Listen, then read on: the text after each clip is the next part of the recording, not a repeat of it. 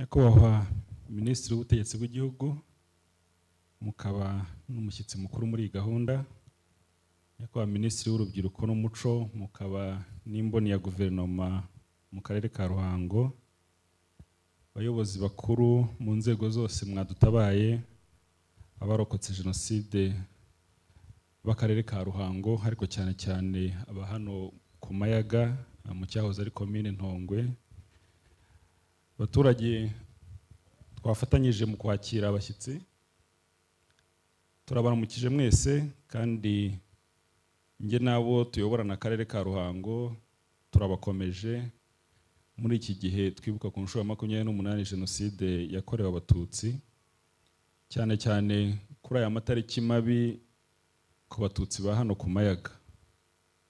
Duhaye ikaze buri wese wadufashe mu mugongo.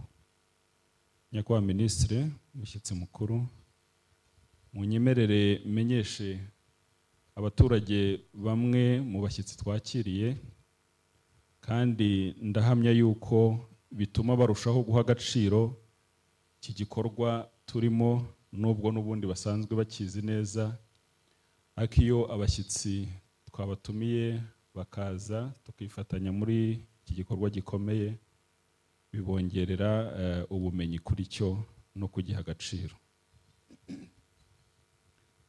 Mu bashyitsi rero turi kumwe hari abo mu nzego bwite za leta, abayobozi bakuru turi kumwe ahangaha, ntabwo wenda ndi bubashe kurondora buri wese, twabashimiye aho mwicaye, ariko abaturage ba Ruhango muteraniye ahangaha nagira ngo mbabwire ko turi kumwe na Nyakubahwa Minisitiri w'Ubutegetsi bw'Igihugu Gatabazi Jean Marie Vianney, niwe mushyitsi mukuru. Turi kumwe kandi na Minisitiri w'Urubyiruko n'Umuco, akaba n'imboni y'akarere nk'uko nabibabwiye, Mbabazi Rosemary. Turi kumwe kandi n'umunyamabanga wa leta muri Minisiteri y'Ibikorwa Remezo Uwase Patricia. Turi kumwe na Guverineri w'Intara y'Amajyepfo Kayitesi Alice. Turi kumwe n'umunyamabanga uhoraho muri Minisiteri y'Ubutegetsi bw'Igihugu Dusengiyumva Samuel. Turi kumwe n'abasenateri nka Professor Dusengezemungu Jean Pierre. Turi kumwe n'abadepite batandukanye, harimo Depite Uwanyirigira Gloriose, Depite Kanyange Foibe, Depite Kainija Barthelemy. Turi kumwe kandi n'umuyobozi w'urubuga ngishwanama rw'inararibonye z'u Rwanda, Honorable Tito Rutaremara. Turi kumwe na Perezida wa Ibuka ku rwego rw'igihugu Egide Nkuranga. Turi kumwe na Perezida wa Vega ku rwego rw'igihugu. Turi kumwe kandi na Vice Perezida wa GAERG, ni umuryango w'abarokotse Jenoside barangije amashuri makuru na za kaminuza. Turi kumwe n'umuyobozi wa PSF abikorera ku rwego rw'igihugu Bapfakurera Robert. Turi kumwe n'abayobozi batandukanye rwose, ngira ngo aho buri wese yicaye tumwakire, ni ingero gusa ntanze zo kugira ngo abaturage bishimire yuko twagize ubutabazi bukomeye kuva ku rwego rw'igihugu, urw'intara, urw'akarere n'ahandi. Turi kumwe n'abashyitsi bandi bo mu zindi nzego zitari iza leta ariko zishinzwe gufasha abaturage mu buryo bwose, inzego z'amadini n'amatorero. Turi kumwe ariko by'umwihariko n'inzego zikuriye umutekano, haba ku rwego rw'igihugu, generals, senior officers, officers bandi, na mu rwego rwa police, bari hano bose tubahaye ikaze. Nyakubahwa Minisitiri rero, mwe n'abandi bashyitsi twongeye kubaha ikaze no kubashimira ko mwakiriye neza ubutumire bwacu. Aha rero duteraniye ni mudufashe gukomeza abarokotse Jenoside bakanaburira ababo mu yahoze ari komine Ntongwe. Bamwe bakaba batuye ahangaha, abandi batuye ahandi bitewe n'imirimo bakora, cyangwa bamwe batanagifite imbaraga z'umutima zo gutura ahangaha. Ibi birababaje kandi biranumvikana, ariko nagira ngo mbatangarize ko hasigaye ari heza. Uyu munsi rero turibuka ndetse tunashyingure imibiri 65 y'abazize Jenoside yakorewe Abatutsi. niyo iri hano tugiye gushyingura.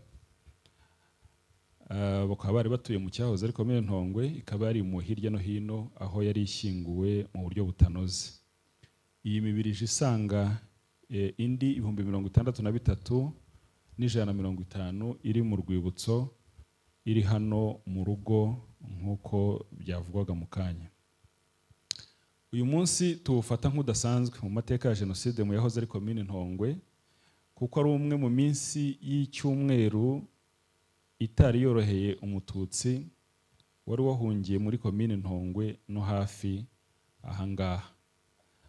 Abatutsi bishwe n'abanyarwanda baturanye ahangaha, ariko noneho hiyongeraho no kwicwa n'abarundi bitwaga impunzi, ariko mu by'ukuri bari bari mu yindi gahunda yateguwe mbere. Aba barundi ndibutsa ko ahangaha ari naho baririye abantu.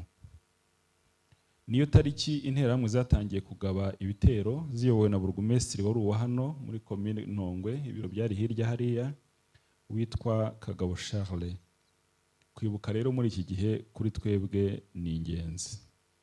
Nubwo n'ibindi bihe bitari byoroshye, turamenyesha kandi ko ibihe matariki yarakomeye cyane ku mututsi mu karere ka Ruhango ni aya ngaya. Ni uguhera nk'uyu munsi, nubwo na mbere byari byatangiye, ariko kuva uyu munsi gukomeza byari bikomeye.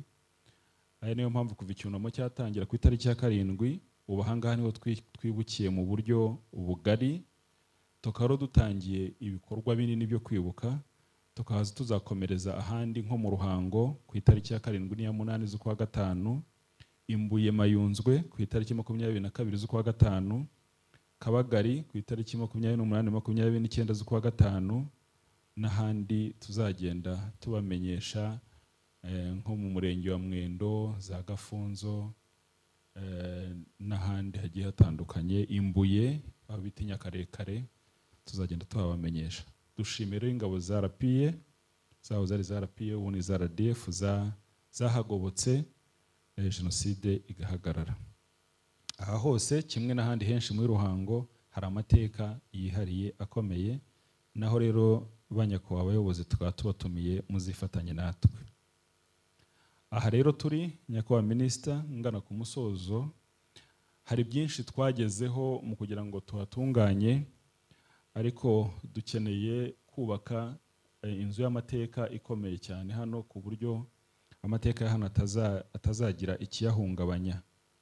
Nabamenyesha ko mu rwego rw'akarere tuzatangira imirimo yoroheje muri mwaka ugiye kuza, ariko tukanabasaba ko mu buvugizi bw'ingengo y'imari tuzi neza ko mushoboye, muzatuzirikane kuko turashaka kubashyira ibikorwa binini. Akarere ka Ruhango rero tuzakomeza gufatanya n'izindi nzego mu kuba hafi abarokotse jenoside, dushaka ubushobozi bwo gukomeza kububaka no kwita ku bikorwa remezo bijyanye n'amateka ya jenoside yakorewe abatutsi, haba hano n'ahandi hose mu karere. Ikaze dukomeze kwibuka twiyubaka.